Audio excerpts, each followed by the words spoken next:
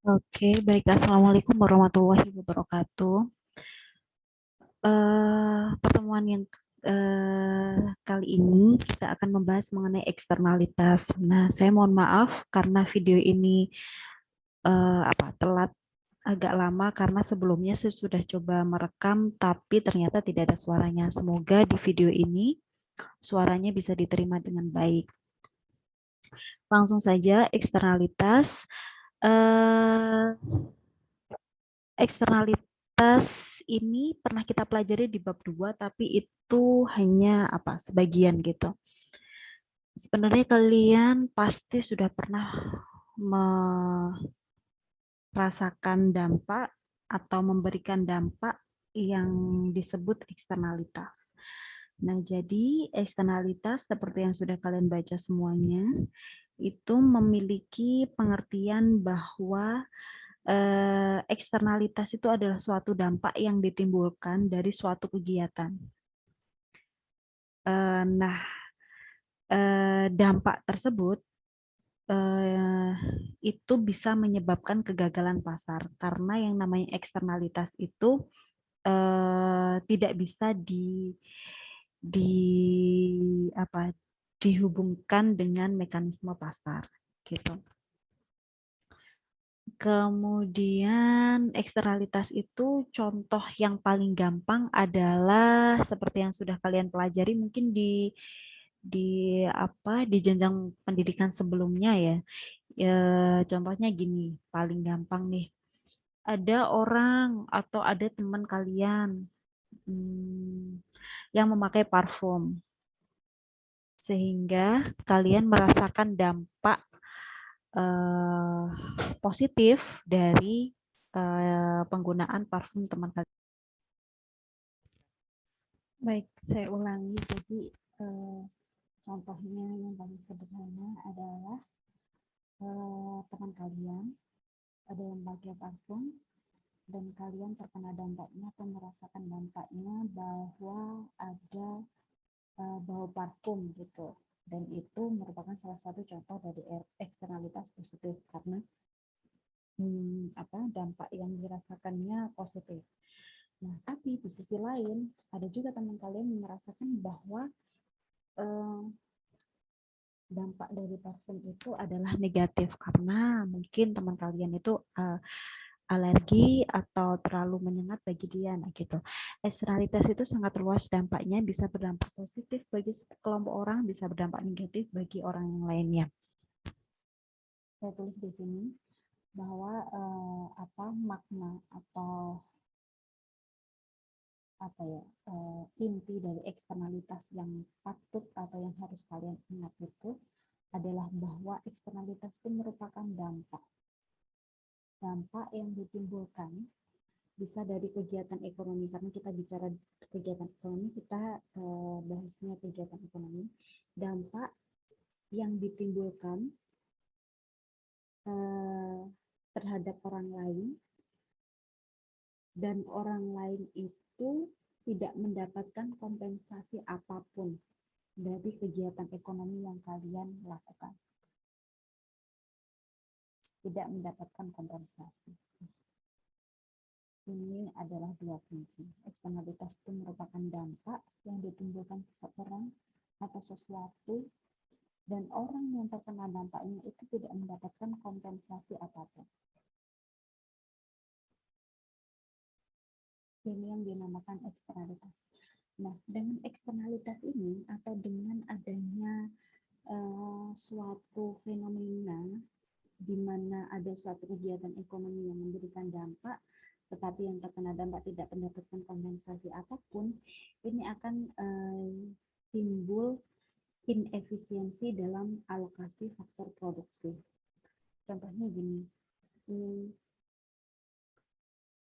kita cari contoh yang lain, misal ada teman kalian yang bisa bermain musik sehingga sering bermain musik di kelas.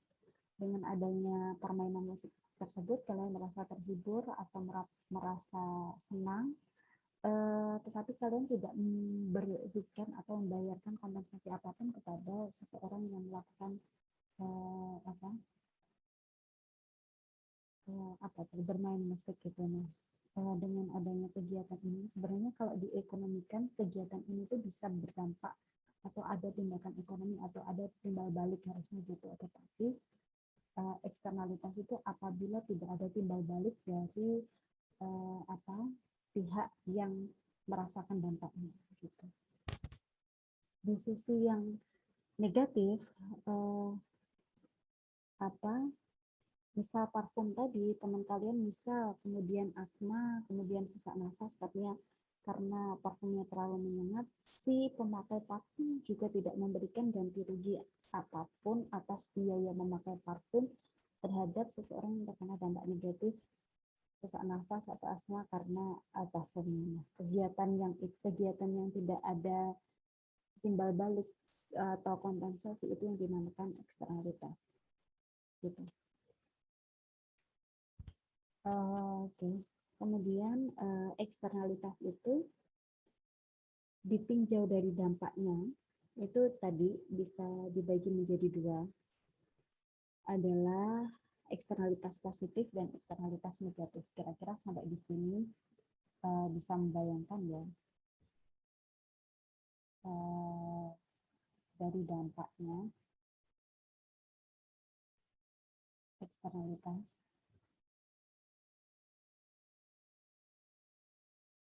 dibagi menjadi dua.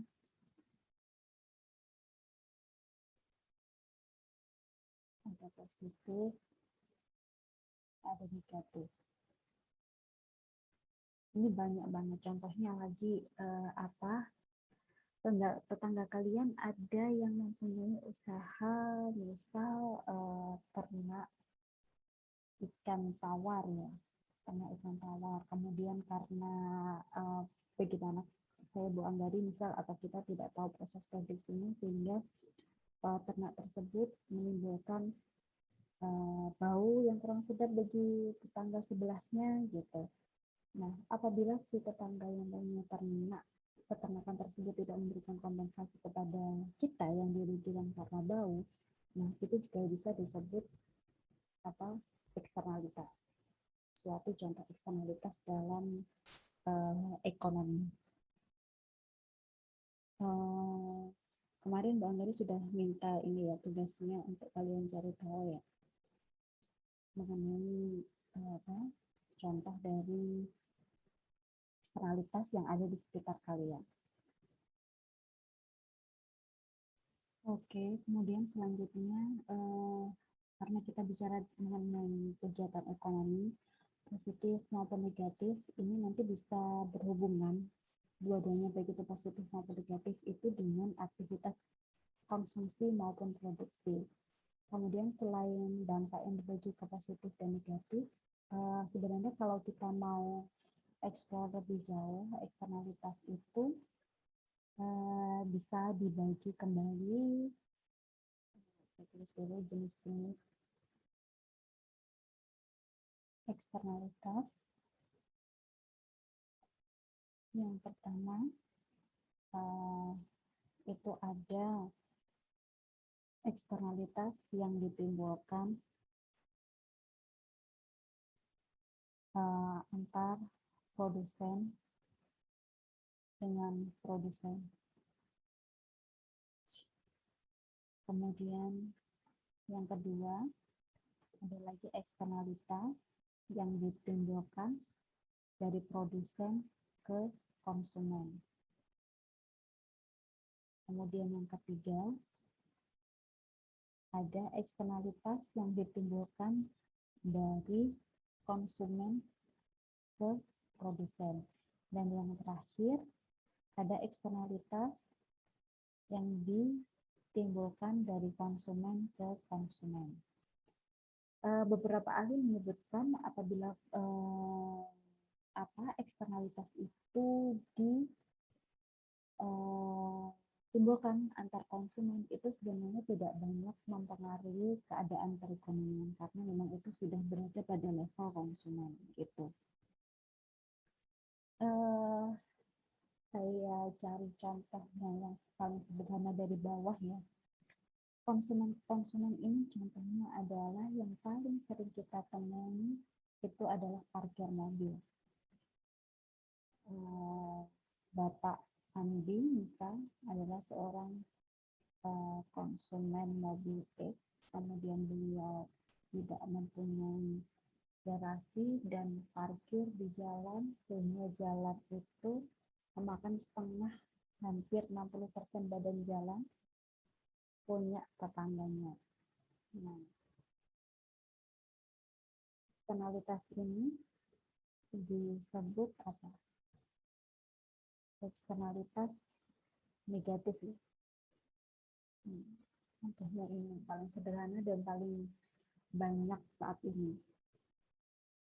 Sejujurnya saya sangat setuju apabila ada dicanangkan undang-undang, meskipun sebenarnya tidak harus undang-undang, ya peraturan daerah yang mengharuskan bahwa ketika kita punya mobil kita harus bisa atau punya tempat untuk bernaung mobilnya atau garasi.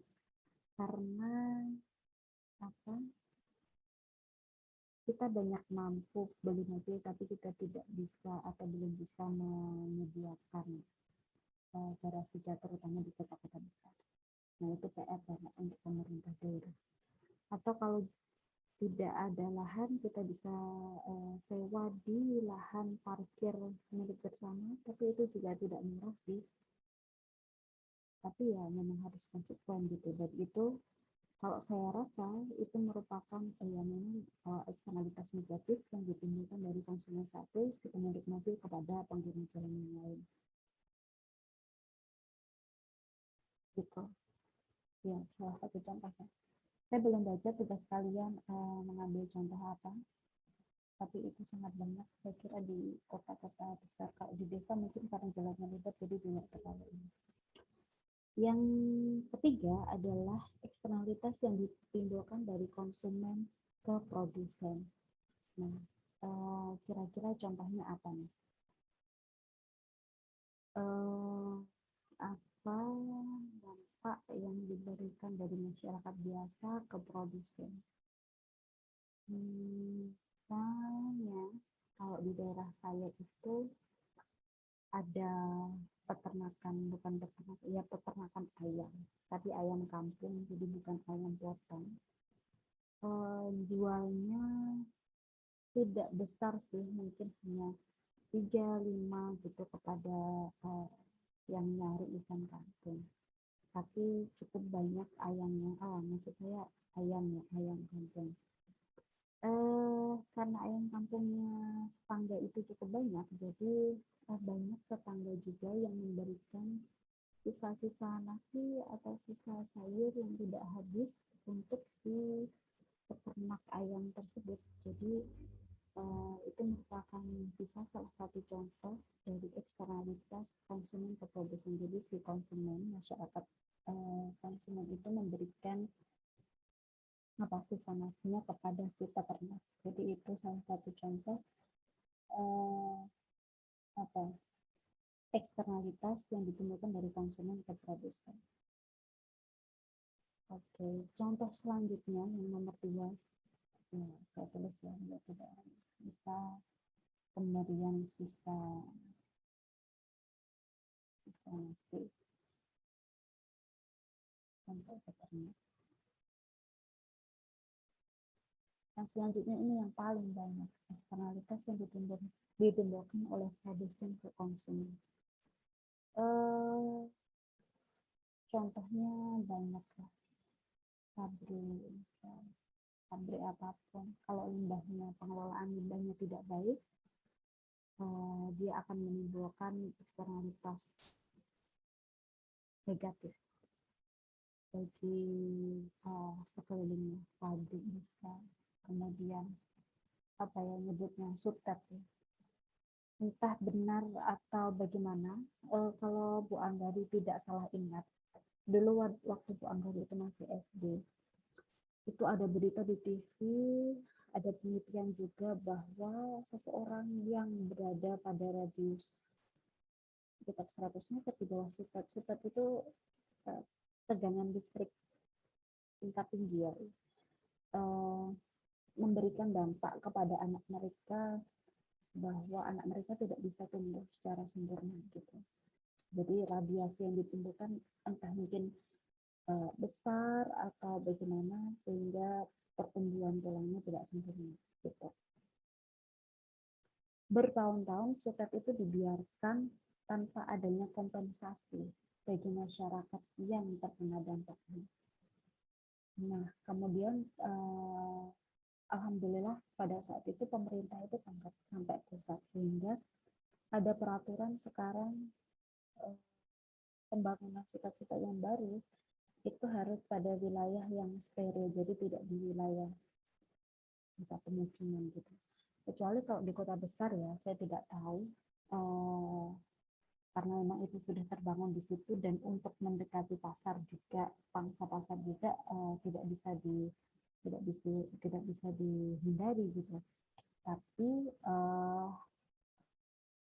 masyarakat sekitar dalam radius tertentu itu mempunyai hak mengajukan kompensasi kepada perusahaan.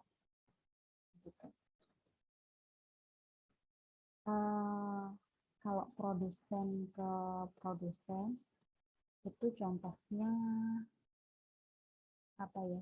Contohnya seperti pelatihan tenaga kerja dari produsen satu ke produsen yang lain gitu. Misalnya gini, kalau di daerah Bu Anggari itu ada pekerja konveksi gitu. Si produsen A itu dia sangat visi-misi ke depan, jadi pekerjaannya itu seperti diberikan pelatihan gitu, dijelaskan gitu. Nah, pagi sampai sore pekerja A itu kerja di konveksi terkonveksi.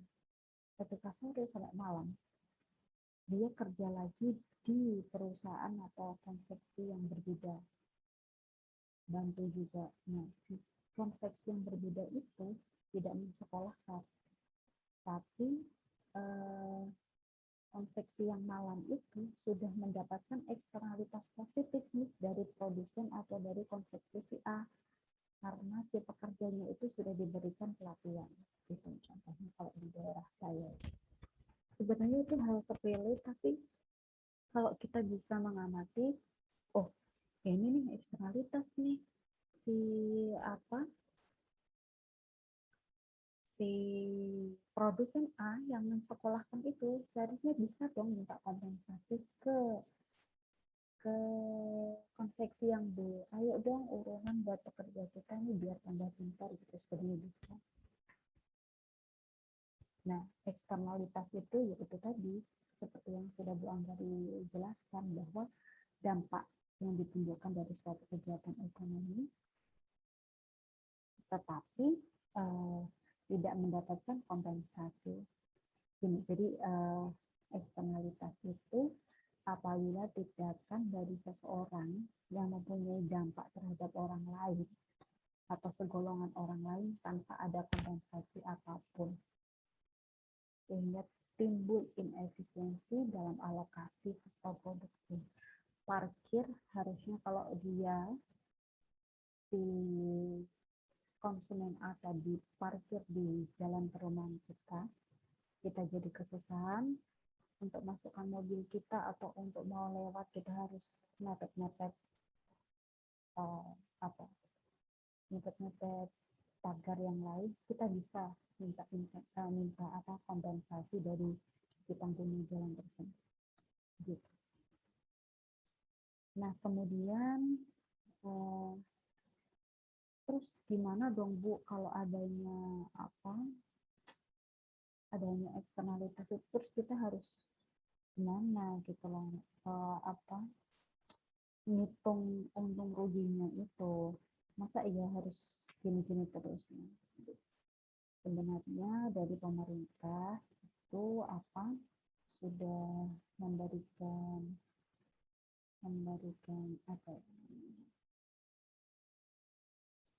bagaimana cara untuk memperbaiki alokasi faktor ekonomi, memperbaiki agar eksternalitas itu tidak terlalu merugikan atau menguntungkan pihak-pihak tertentu. Jadi bagaimana cara pemerintah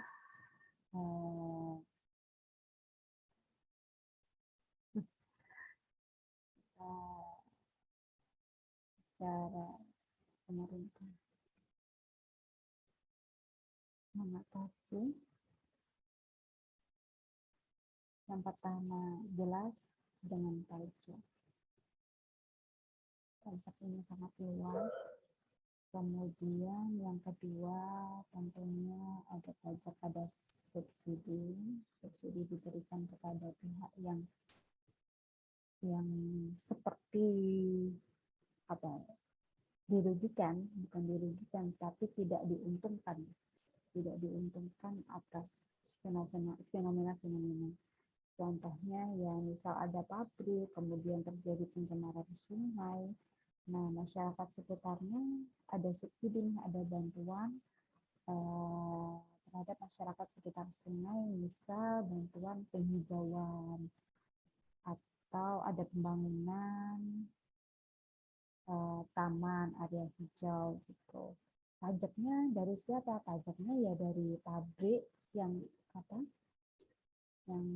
ada limbahnya itu tadi. Selain pajak, si pabrik itu juga harus mengelola limbahnya dengan baik. Nah, sekarang sudah ada peraturan AMDAL itu, jadi sangat rigid ya bagi perusahaan-perusahaan itu sampai ke pengelolaan limbahnya. Kemudian ada lagi pemerintah itu melakukan, kalau kalian pernah dengar, itu hanya memberikan pemberian izin usaha kepada pengusaha atau produsen yang sudah lolos kualifikasi.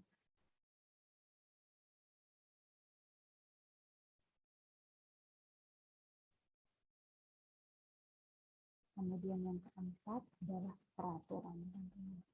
Peraturan untuk mengatasi untuk eksternalitas. Contohnya tadi AMDA. Eksternalitas ini dulunya sebelum ada subsidi ini sangat mencolok ya. Jadi yang dirugikan itu sangat dirugikan.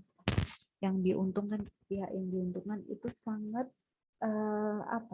tidak tahu diri gitu. Jadi contohnya pabrik itu kalau di daerah Jawa Timur, karena Bu Ambari asli Jawa Timur dan tahu banget nih daerah Surabaya, Sidoarjo, itu dulunya itu kalau membuang limbah dibuang begitu saja, benar-benar tidak diolah kembali, sehingga lahan-lahan di sekitar itu bahkan sampai tidak bisa lagi ditanam karena memang sudah tercemar sampai ke dalam tanah dan sangat gersang.